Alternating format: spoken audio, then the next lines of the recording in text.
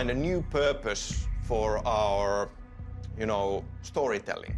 We are known for telling stories. This time around, we wanted the story to focus on introducing this interesting, cool world. Slowly, we formed this idea of this strange place, a world that you can explore, with the character with powers that are stemmed from, both partially from these kind of older horror movies, that feels like a superhero, and connected with the kind of new weird setup. I don't know if you're familiar with New Weird, but it's as a literary genre, it borrows aspects from science fiction and horror, and takes those things and twists them into something new and exciting and fresh. And so we were really inspired by that. We're actually trying to get back to our roots a little bit and really building up great action along with that really interesting story. For the fans of Remedy's games, it'll have that story, those unique characters, of course, but then I think the setting is something a lot more unique than what we've done before. We're really opening up the options that we're giving to players and how they experience the story. It's far less linear than any game that we've ever built before, and we're making this really cool, interconnected world. And so you can revisit spaces that you've already been to before, and things might change about some of those spaces. All of this is up to the player to pursue. There are a lot of secrets to be discovered, a lot of mysteries in this world, a lot of challenges that the player can take on. And also from a storytelling perspective, finding ways to tell the story through the environment and the gameplay is important for us. And sometimes it's even better when there is a certain kind of subtlety and restraint as well, that you see hints of something in the world and you start to form ideas of what that was. You create the stories yourself. And relying on these type of elements more allow the player to see and feel and kind of play through the world in their own way.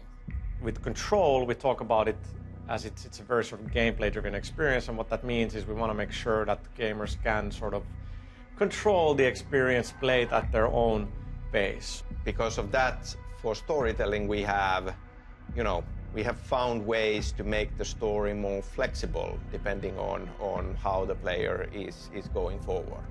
So the narrative in Control is different from previous Remedy games because it is less cinematic focused.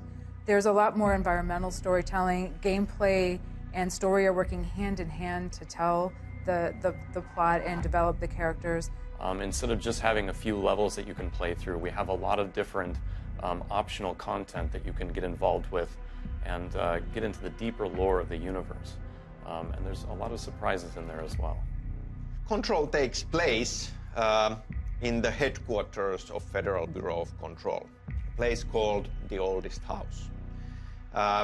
It's this featureless, bleak, concrete, brutalist architecture skyscraper in Manhattan, in New York City.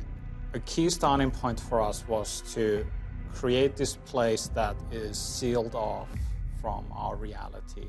And through that comes certain kind of logical thinking that if they are that, it means that they need to be independent, they need to be autonomous. And that was one statement that helps us to define how to design this place. So the inspiration for the look of the Oldest House is brutalist architecture, which actually, I'm from Washington, D.C., and the FBI building there is a brutalist building, so it's kind of fun for me to see that in our game. But it represents the idea of control. It's concrete, straight lines, rigidity, and meanwhile, there are these chaotic forces that are inside of it that contrast with that. So you have the hiss and you have these supernatural phenomena that sort of represent chaos.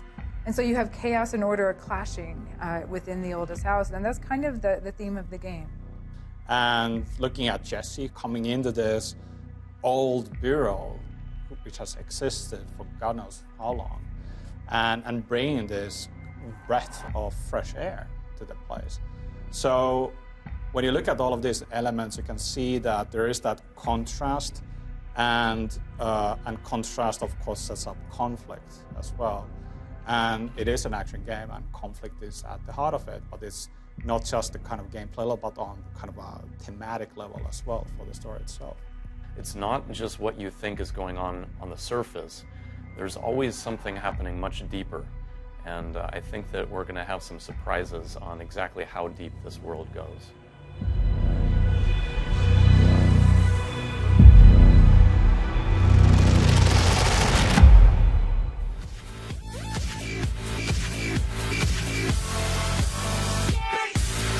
Like and share if you enjoy the video and think others might benefit from this, and of course subscribe and hit the notification button if you are new to the channel and want to be notified every time I post a video.